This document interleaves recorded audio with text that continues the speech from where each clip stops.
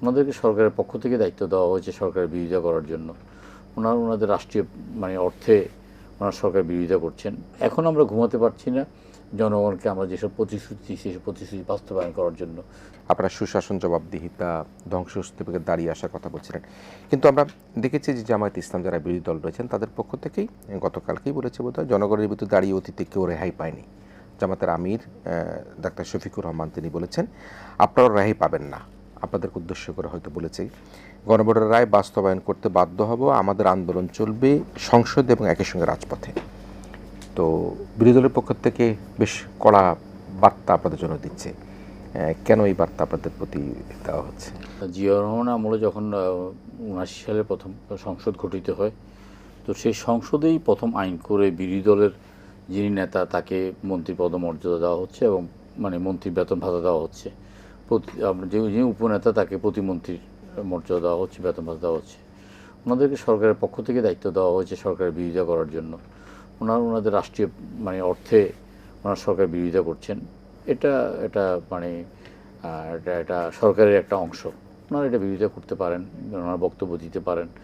বক্তব্যের যৌক্তিকতা, বক্তব্যের বাস্তবতা অথবা যে কোনো দাবির যৌক্তিকতা সেটা জনগণ বিচার করবে।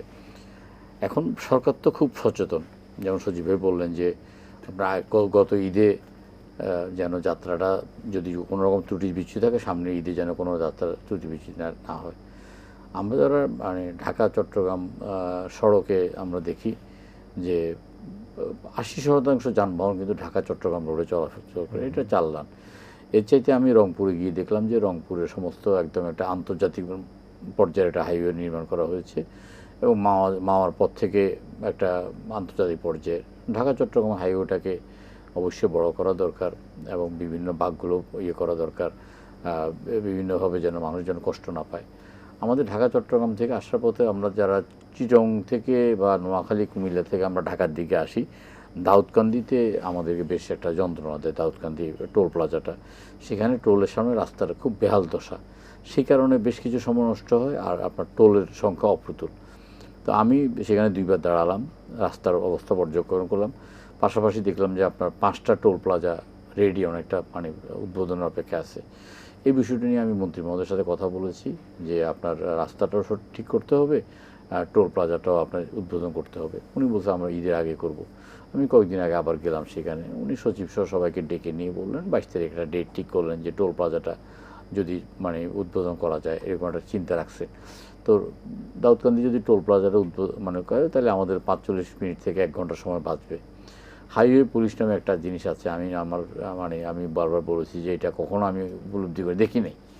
এই হাইওয়ে পুলিশের কোনো কাজ কি আপনার রাস্তাঘাটে যানজট নিরসনে তারা কোনো কাজ করেনি। সরকারকে এসব বিষয়ে আরও সচেতন হতে হবে, আরও দায়িত্বশীল হতে হবে এবং মানুষের যেন আপনার কর্মঘণ্টা বাঁচে, মানুষ যেন আরও স্বাচ্ছন্দ্য ভোগ করে যাতায়াতে, সেই কথা করতে পারে।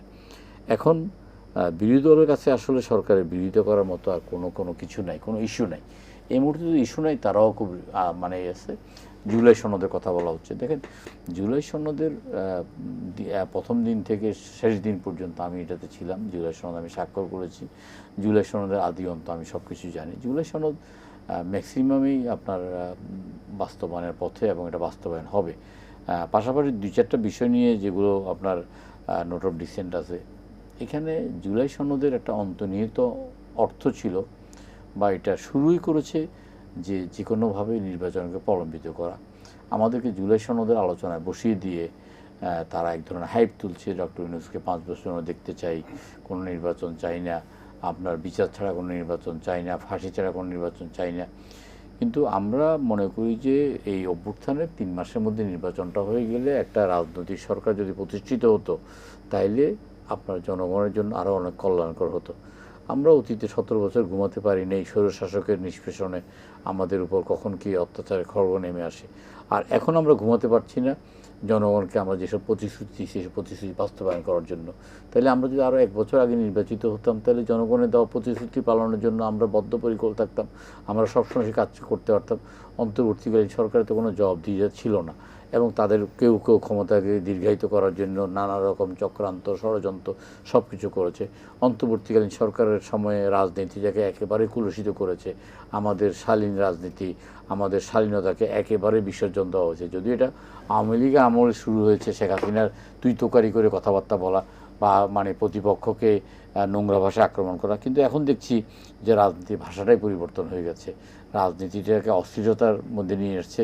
রাজনীতির স্লোগানের মধ্যে একেবারেই ভীষণ রকমের একদম বাজে রকমের স্লোগান দিচ্ছে এবং একটা মব কালচার এবং একটা গায়ের জোর এবং আপনার একটা অসভ্যতামি, একটা বেয়াদপি, এগুলো রাজনীতি প্রতিষ্ঠিত করছে। আমরা এখান থেকে রাজনীতিটাকে আসলে আর একটু শালীন এবং রাজনীতিটাকে আমরা একটা গঠনমূলক পর্যায়ে নিয়ে যেতে চাই। জুলাই সনদের অন্তর্নিহিত অর্থ ছিল নির্বাচনকে প্রলম্বিত করা।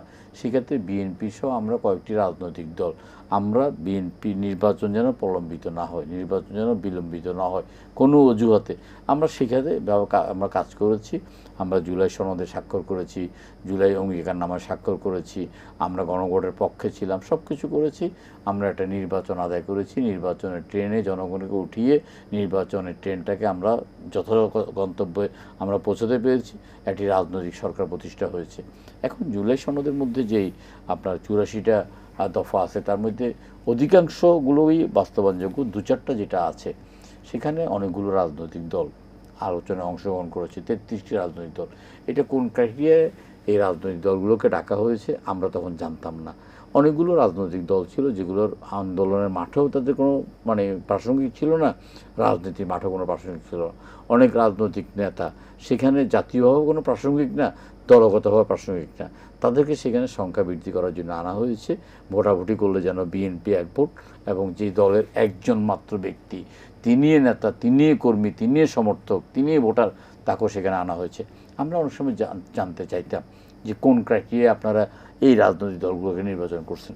তখন বলে যে আমাদের সিরাজ আলম খান এগুলো নির্বাচন করছে। তো সিরাজ আলম খানকে ওনারা একজন উপদেষ্টার কথা বললেন, শ্বেত শুভ্র চুলের অধিকারী একজন উপদেষ্টা। ওনাদের লক্ষ্যই ছিল যে আপনার নির্বাচনকে প্রলম্বিত করা।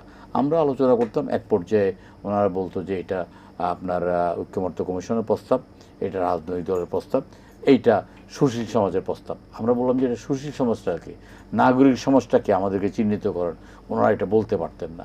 তখন আমরা বুঝতাম যে এটা আসলে নির্বাচনকে প্রলম্বিত করার। প্রথম দিনেই বুঝে গেছি, যেদিন আমাদের সাথে 1-to-1 আলোচনা হয়েছে, 1-to-1 আলোচনার প্রেক্ষিতে প্রথমেই তাদের প্রস্তাব ছিল যে কি ভোটারদের বয়স 17 বছর করতে হবে এবং প্রার্থীর বয়স 23 বছর করতে হবে, সংসদের মেয়াদ 4 বছর করতে হবে। তো আমরা সেখান থেকে বুঝে গেছি যে এটা তো আসলেই একটা চক্রান্তের মধ্যে আমরা পড়ে যাচ্ছি। আমরা সেখানে বিএনপি যে নেতা ছিলেন জনাব সালাউদ্দিন, তিনি তার প্রজ্ঞা, মেধা, যোগ্যতা, দক্ষতা, বুদ্ধিমত্তা সব কিছু প্রয়োগ করে আমরা এটাকে নির্বাচনে টেনে নিয়ে আসছি।